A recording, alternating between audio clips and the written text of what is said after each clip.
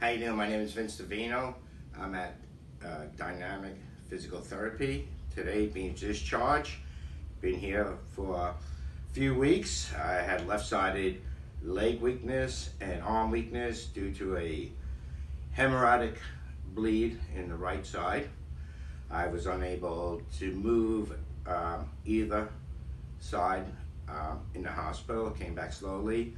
I still had a very bad limp and very weakness. And after being done with Dynamic, I feel nice and strong. They were excellent. Their care made it straight. They were very happy. Great place to be. Very cheerful crew and staff here. They accommodate the time and everything that I needed. And I really appreciate all the work they have done. This exercise was great. Work on the bike, doing the treadmill on the side, really straightened my leg really quickly and my arm strength. I feel great. I really appreciate all the work they have done.